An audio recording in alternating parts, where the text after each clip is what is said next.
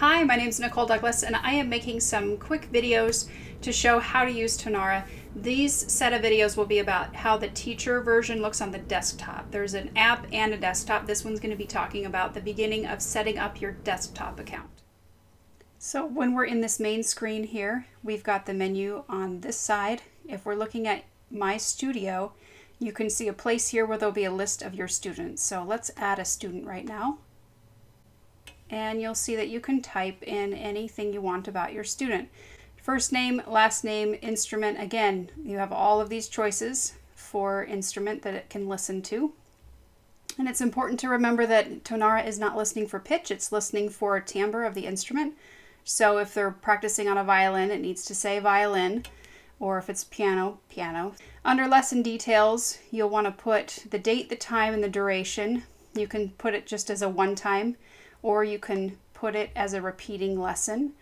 Then in your location, this is optional. You don't have to put anything, but it's there. And if you want, you can put the price in as well.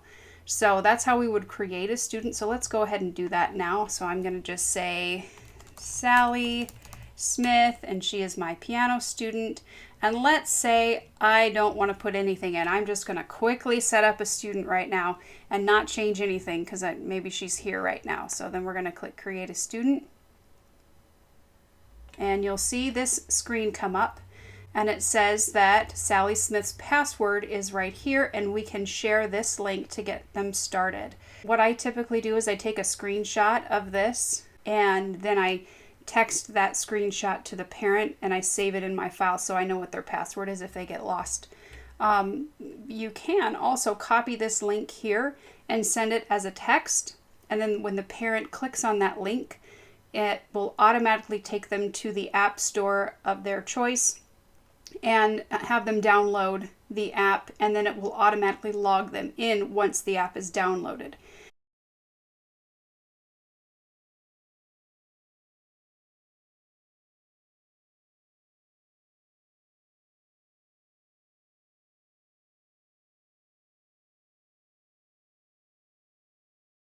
If they're not using this direct link, then they will have to type in their username and their password.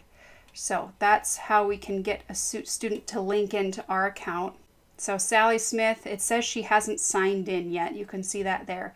But you can see that her current lesson is right now.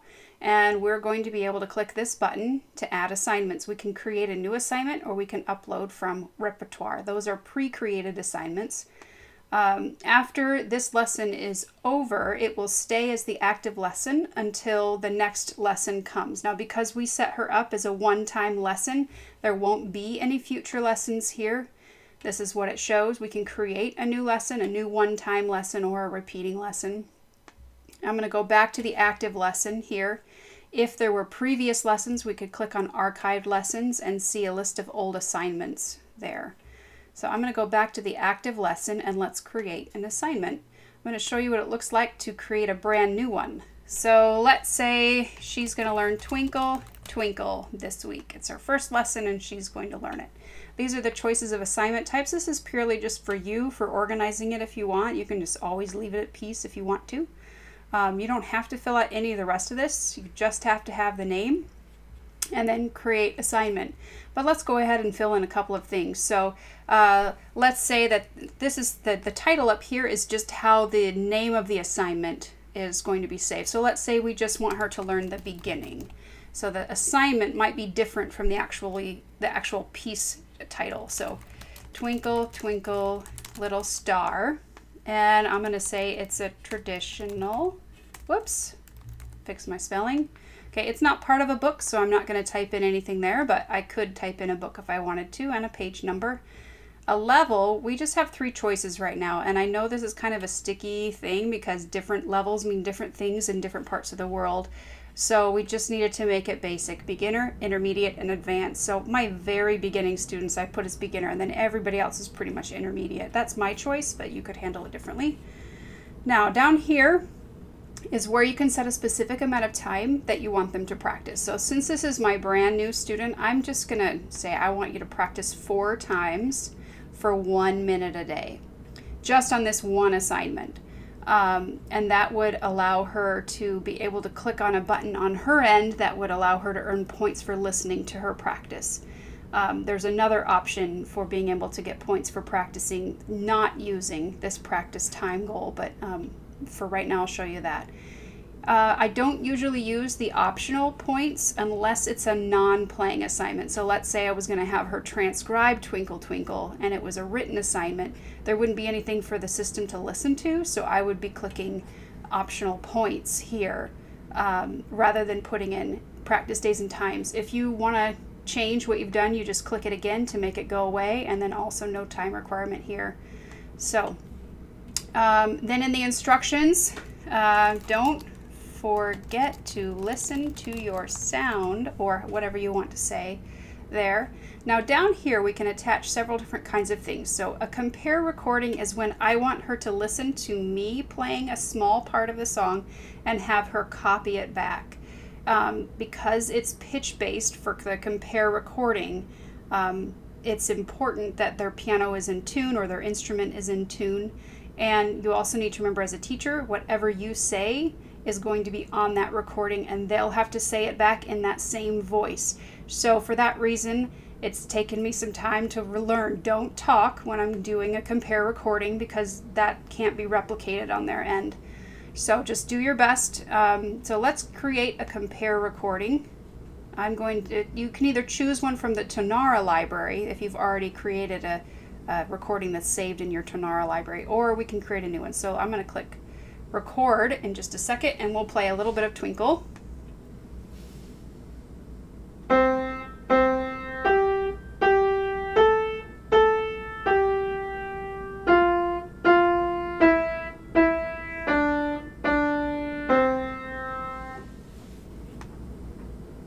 Okay, now right here I can click on the title, because that is not descriptive enough for me to remember what it is.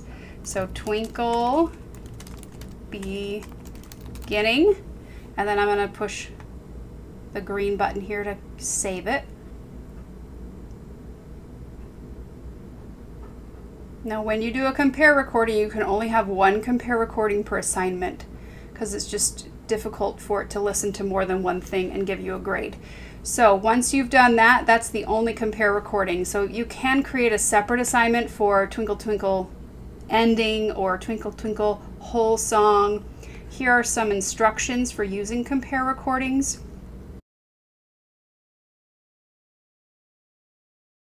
So here is where we can add an audio memo. So let's say this student can't read, she's really little, so I'm going to make a recording of me instructing her what to do. Hi Sally, I hope you're having a good day. Don't forget that this week we learned the very beginning of Twinkle Twinkle. So if you need help listening to what I played, remember to click on the yellow picture with the rectangle in it, and then play it back after you've listened to me. And then right here I can put in Twinkle Twinkle instructions. And click OK. So now I have instructions and I have the compare recording in here. I could also attach something that's saved to my Tonara media file or library, or I can go to my computer and upload something. The upload can be a video, it can be a PDF, it can be a MP3 file if you have a track that you want to upload that's already been recorded. Then this button here, you can put in a link. You can title the link here if you want it to not actually be the link text in the title. But let's say we found a recording of Mozart's version of Twinkle that we want them to listen to, and we could go find that and then come back here and put it in and then click add link. So you really have lots of choices for how to make your assignments multimedia rich. While you are entering this is adding this only to this specific student's account. You'll have access to it if you go to the student's account, but if you want to be able to save this to a main library that you can find later and resend to students easily, then I recommend clicking this add this assignment to my repertoire. So now we're going to create assignment, and you'll see right here that she's got this assignment in here. When I click on repertoire over on this side, you will see under My Repertoire, Twinkle Twinkle Beginning, here's the same exact assignment that we created for Sally.